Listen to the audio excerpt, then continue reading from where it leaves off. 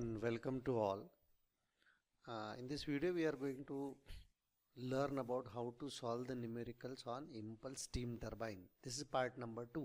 Part number 1 में हम लोगों ने कुछ न्यूमेरिकल सॉल्व किए थे और जैसे पार्ट नंबर 1 में डिस्कस किया था, to solve the numericals on steam turbine we have to remember few important terms and formula. Which are these formulas? We are going to repeat once again. सबसे पहले आपको वेलोसिटी डायग्राम बना देना चाहिए. Second जो term होता है that is nozzle angle, जिसको हम लोग guide blade angle term use करता है अभी तक के, and generally it is 20, it is denoted by alpha. Next formula आपको याद रखना है, how to calculate the work done per second, that is also called as work develop by blade, और even it is also called as runner power, जो हम लोग runner power term use कर रहे थे वाटर टर्बाइन में. So it is based on the same principle, that is impulse momentum principle, and this is equal to m dot, that m dot is equal to rho into q into vw1 plus minus vw2 into u. So this is the work done per second or work produced by the runner of steam turbine. आगे का term आपको याद रखना है speed ratio. Speed ratio it is a ratio of the blade velocity to the steam velocity. So blade velocity is calculated by using a formula pi dn by 60, and steam velocity is calculated using a formula that steam velocity is 44.7 into under root of h1 minus h2, where h1 and h2 are the enthalpy at inlet and outlet of the nozzle. अगला term होगा flow velocity. आपको सबको पता है speed ratio is generally up to 0.5, it may be 0.45, 0.46, something like that, but not more than 0.5. Flow ratio is a ratio of velocity of flow at inlet to the steam velocity, that is Vf1 upon V1. Steam velocity को इसके पहले हम लोग term use कर रहे थे called as absolute velocity. The next formula is blade efficiency, it is also called as a diagram efficiency, and this is very much similar to the hydraulic efficiency of water turbine, जिसका आपका formula था hydraulic efficiency is the runner power upon water power. So instead of water power here input is a kinetic energy of steam, so it is a ratio of runner power to kinetic energy, और you can say work done per second upon kinetic energy per second. Next है stage efficiency. Stage efficiency is a product of blade efficiency into nozzle efficiency. So here it is very much clear that stage efficiency is always less than blade efficiency. And last आपका term होगा nozzle efficiency. Nozzle efficiency is the ratio of actual enthalpy drop to the ideal enthalpy drop. Now looks at the numerical. A certain stage of turbine, steam leaves the fixed blade at a pressure of 3 bar and 0.99 dry with a velocity of 120 meter per second. Blades are 20 mm high and discharge angle of both the blade is 20 degree. The ratio of axial velocity of flow to the blade velocity is 0.7 at inlet and 0.75 at exit. Turbine uses 4.8 kg per second of steam, and we have to determine the blade mean diameter and power developed in the ring. Tip leakages are given as a 5%. जब आप वापस एक बार problem को पढ़ेंगे तो हम लोग को क्या डेटा दिया है. सबसे पहला डेटा दिया है कि steam pressure that is 3 bar and its dryness is 0.99, means 1% is moisture. It leaves at a velocity of 120 meter per second. So 120 meter per second ये हो गया आपका steam velocity which is leaving the nozzle. Blades are 20 mm high. blade का height दिया है 20 mm. Discharge angle of both the blade, means blade angle दिया है दोनों केस में, that is 20. So we know that blade angle we are representing it by the term. So both are same at inlet and outlet. Velocity of flow दिया है inlet पे 0.7 है, outlet पे 0.75 है. mass flow rate of steam भी दिया है आपको 4.8 kg per second, और आपको कैलकुलेट करना है blade mean diameter and second power develop. Tip leakages are given as 5%. So our first task is to write down the data. जो आपको प्रॉब्लम दिया था उसको हमने समझ लिया. अब हम लोग डेटा लेकर रहे. डेटा में आपने सबसे पहले लिखा pressure P 3 bar, X dryness fraction 0.99, V1 120 metre per second, H 20 mm, so it is 0.02 metre. Now steam leaving the nozzle, that is to be alpha, so that angle is alpha. ये theta नहीं होगा क्योंकि आपको पता है theta नहीं होगा, because theta का एंगल जनरली आपको आता है 30-35. or steam leaving the nozzle, and so that nozzle angle is represented by alpha, so it is 20 degree. Vf1 upon u is 0.7 it is given, and Vf2 upon u is 0.75. m dot is 4.8 kg per second. अब आपको दिया है 5% leakage loss, means actual mass flow rate is the 95% of the ideal one, so it comes to be 4.56 kg per second. Now using a steam table, because we need the mass flow rate, अगर आपको पता है तो specific volume अगर मुझे पता है then I can calculate the density. So at the pressure of 3 bar I can calculate the specific volume from steam table, it comes to be 606 meter cube per second. The next task is to draw the velocity triangle. Velocity triangle general velocity triangle है, joint velocity triangle है. इसमें हम लोग को पता है V1 is a velocity of steam leaving the nozzle, VR1 is the relative velocity at inlet, and VF1 is the velocity of flow at inlet. The corresponding angles alpha and the theta, these are the blade angle, guide blade angle and blade angle at inlet. Similarly phi and beta, these are the angles at exit. VR2 and VF2, these are the velocity component, relative velocity component and velocity of flow at outlet. Velocity triangle बन गया. Steam turbine के लिए हम लोगों को पता है that the blade velocity remains constant at inlet and outlet, and that is equal to pi D N by 60. So now using a trigonometric relations, now the value of V1 is known to us, alpha भी हमको पता है, so sine alpha it is VF1 upon V1, and so we'll get the value that VF1 is equal to V1 sin alpha. So V1 is 120, sin alpha is sin 20, so it comes to be 41.04 meter per second. अब हम लोग को ratio दिया था कि VF1 upon U is 0.7, so using that correlation we obtain that U is equal to 58.63 meter per second. Then second relation, trigonometric relation, is to calculate the value of VW1. That VW1 is a V1 cos alpha, and so when I put the value of V1 as 120 and cos alpha is equal to 20 degree, I will get the answer, that is VW1 is equal to 112.76 meter per second. Then another correlation is VF2 upon U, and using that correlation it is to be 0.75. हम लोग को value मिल गया VF2 का, वो मिला आपको 43.97 metre per second. अब एक और कोरिलेशन आपको यूज करना है, that is for outlet velocity triangle. So tan phi का जो वैल्यू है यहाँ पर, tan phi is a VF2 upon U plus VW2, and so from that equation when I rearrange this, I got the equation that VW2 is equal to VF2 upon tan phi minus U.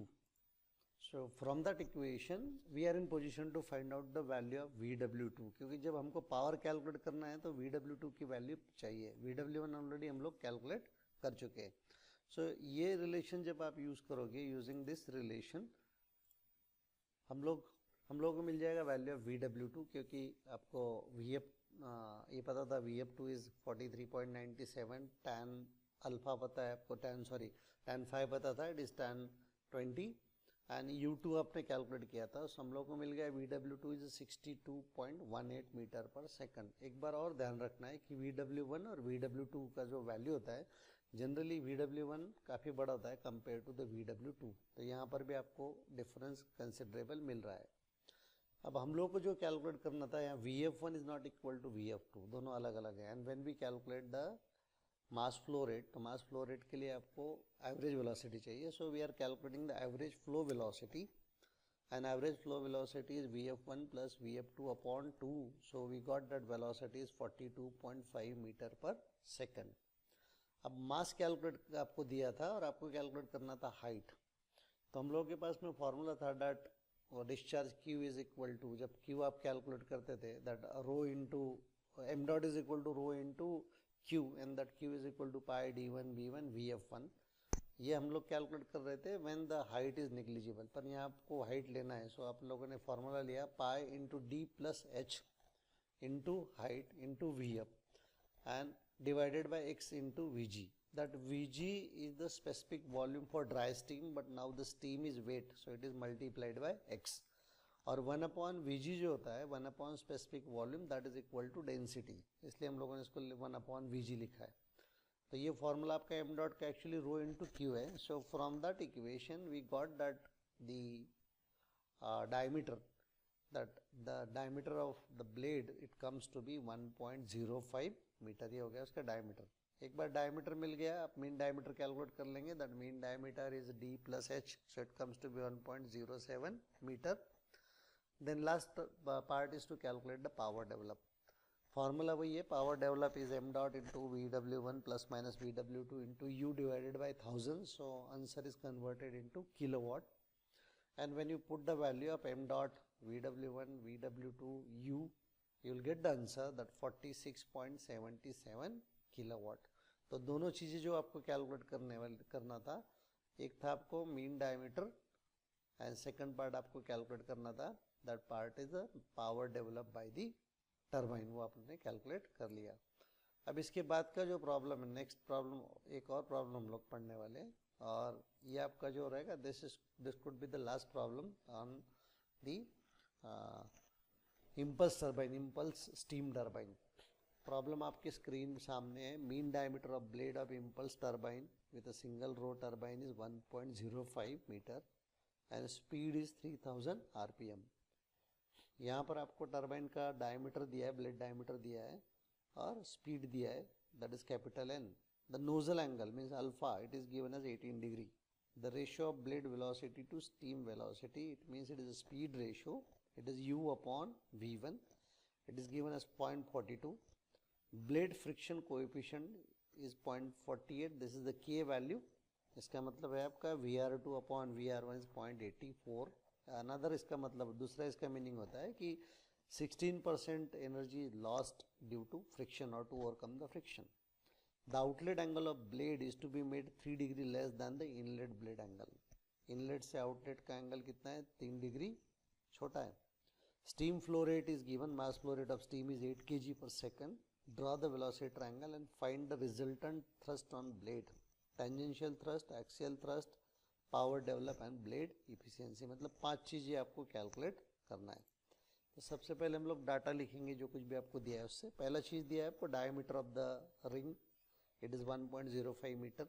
Second आपको speed दिया है 3000 RPM। Then angle alpha is given, that is 18 degree. U upon V1 is given, that is 0.42 speed ratio. Blade blade friction coefficient दिया है 0.84, this is VR2 upon VR1 and it is mentioned that phi is 3 degree less than theta, means phi is equal to theta minus 3, m dot is 8 kg per second। सबसे पहले हमको calculate करना है tangential thrust, then axial thrust, then resultant thrust, then fourth one is a power develop and fifth one is the blade efficiency. So let's draw the velocity triangle, joint velocity triangle for inlet and outlet. Normal triangle है, अब तक के जो discuss करते हैं वही triangle हम लोगों ने ड्रॉ किया है। आपको ब्लेड का डायमीटर पता है, स्पीड पता है, रोटेशनल स्पीड पता है, so you can calculate the blade velocity. Blade velocity is pi dn by 60, so it comes to be 165 metre per second. और हमको पता है कि इसके डबल के आसपास आएगा आपका V1, so U upon V1 it is 0.42 is given, so V1 comes to be 392.85 metre per second. Now apply the trigonometric relations to inlet velocity triangle and we know that sin alpha is equal to Vf1 upon V1 and cos alpha is equal to Vw1 upon V1. So from that relation we obtain that V1 sin alpha is Vf1 and V1 cos alpha is equal to Vw1। तो हम लोग को Vw1 का value मिल गया 373.6 metre per second और Vf1 का value मिल गया आपको 121.4 मीटर पर सेकेंड। हम लोगों ने कुछ नहीं, सिर्फ ट्रिग्नोमेट्रिक रिलेशंस अप्लाई किया है इनलेट ट्रायंगल में, बाकी कुछ भी नहीं किया। Okay, now again writing the equation for tan theta, the tan theta is Vw1 minus U upon Vf1। Vw1 पता है आपको, U पता है, Vf1 पता है, आपको मिल गया वैल्यू tan थीटा का। tan थीटा आ गया आपका 30.2 डिग्री। अब रिलेशन दिया था that phi is 3 degree less than theta, so phi comes to be 27.2 degrees. Now cos theta is VW1 minus U upon VR1, क्योंकि हम लोग को VR1 का वैल्यू कैलकुलेट करना था. सो यहाँ से आपको VR1 मिल गया 241.3 मीटर्स पर सेकेंड. अब आपको K दिया था that K is VR2 upon VR1. So we got that VR2 is 0.84% और 0.84 टाइम्स ऑफ VR1.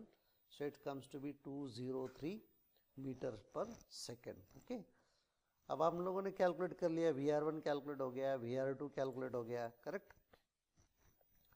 VW1 पता है, VF1 पता है. Now applying a trigonometric relation for cos phi at outlet velocity triangle, cos phi is equal to VU2 plus VW2 upon VR2, or by rearranging that equation हम लोग लिख सकते हैं कि VW2 is VR2 cos phi minus U2. तो यहाँ से आपको VW2 का वैल्यू मिल गया 15.55 मीटर पर सेकंड. एक बार और चेक करके देखो, VW1 का वैल्यू इससे काफ़ी ज़्यादा आ रहा है कंपेयर टू VW2. अगर आपका VW2 VW1 से ज़्यादा आ रहा है इन केस ऑफ टरबाइन, तो याद रखना आप कहीं तो गलती कर रहे हैं, प्रॉब्लम में कुछ कैलकुलेशंस में गलतियाँ हो रही है. Then VF2 is tan phi into U2 plus VW2, तो आपको VF2 का भी वैल्यू मिल गया 92.50 मीटर्स पर सेकेंड. अब VF2 की ज़रूरत इसलिए थी क्योंकि हमको सारे थ्रस्ट कैलकुलेट करना है. टेंजेंशियल एक्सियल थ्रस्ट के लिए उसके लिए ज़रूरत पड़ेगा. सबसे पहले हम कैलकुलेट कर रहे हैं टेंजेंशियल थ्रस्ट और tangential force. So we are calculating the force. The force is mass into change in velocity. So mass flow rate is 8 kg per second. VW1 is 373.6 plus VW2 is 15.55. तो tangential thrust या tangential force आ गया 3113 Newton.